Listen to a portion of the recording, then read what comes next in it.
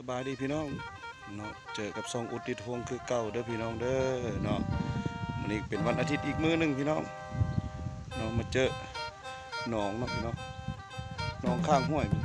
มาเอาแล้ววานนี่เนาะแต่บ่ได้เอาโทรศัพท์บ่ได้เอามือถือมาแต่มื้อนี้สิมาติดตามเบิ่งว่ามันสิ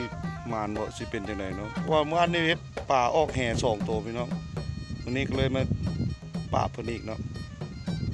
มาจอบบอลคือเก่าพี่น้องเลยเนาะสิมานสิได้ติดตามนำกันได้พี่น้องเด้อเนาะ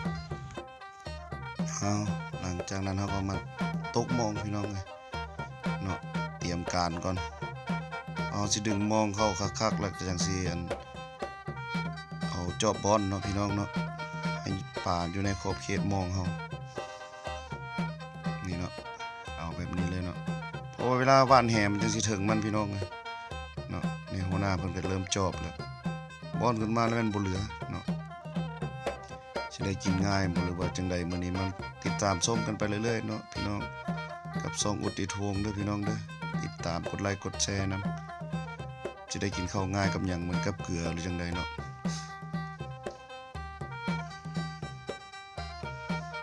นี่แหละพี่น้องก็นิ่งๆเด้อพี่น้องยังนิ่งเฉยเอาไม้บานนี่บ่ได้เพราะว่าตกมองแล้วป่ามันยังอยู่นอกพี่น้องสงสัยมันรอดหรือว่ามุดดินไปบ่รู้จังใดบ่เข้าใจเลยเพราะข้าพเจ้าก็พลาด2เทื่อมื้อวานนี่เนาะเสียดายหุ่มๆอยู่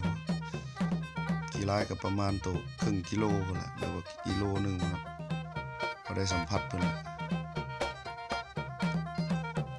ก็พอได้อยู่ได้กินกันได้ออกมาหาปูหาปลาก็สิบ่ได้หลายก็ได้หน่อยนึงเนาะอดใจรอจังหน่อยนี้เนาะนี่ผลงานรอบเมื่อกี้นี้พี่น้องเอ้ยเกือบบ่ได้กินง่ายเนาะเอาก็ฝากกดไลค์กดแชร์ฝากติดตามด้วยพี่น้องเด้อกับซองอุดติดวงนะหลังจากผ่านไปหมดนี่พี่น้องผลงานก็ล้วนๆอยู่ก็สุกประมาณอยู่เนาะสมควรแล้ว2ตัวนี่ก็3โลกว่าลูกแห่2เทื่อพี่น้องเอ้ยพัฒนาบ่ได้เลยเนาะเบิ่งล้วนๆเลยนะอีกก็เจ้ามาฮอดแล้วพันกันพี่น้อง3คนข้าพเจ้าก็สิมาประกอบอาหารคือเก่าพี่น้องบ่ได้ว่าสิให้เกียรติเพิ่นเลยล่ะเอาทุกเอายะขนาดพี่น้องเอ้ย2-3 มื้อพี่เอาเพิ่นอยู่นี่เนาะแห่ข้าพเจ้าได้ลัง4ได้ลัง6ลุพี่น้องถึงจังหวะเข้าเผาขึ้นแล้วเขาขนาดนี้ซ้ำเกือบซ้ำตุกน้ำดื่มโล7ซ้ำตุกเป๊ปซี่นี่นะข้าพเจ้าหมดความสามารถคือว่าในเขตนี้ซ้ำนี้ถือว่าอยากใหญ่แล้วเนาะพี่น้อง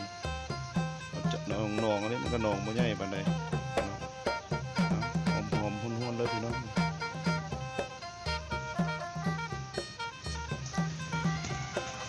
เบิ่งเลยพี่น้องแซ่บๆเลยเนาะฝากติดตามกันไปมันไปสะดวกก็มากินน้ำกันนะพี่น้องขอบใจที่ติดตามอุดติดวงเด้อช่อง YouTube เนาะให้โชคให้มานฟ้าใหม่ปีใหม่ร่ำรวยขอจวดสะก่อนมื้อนี้เนาะพี่น้องเนาะสบายดี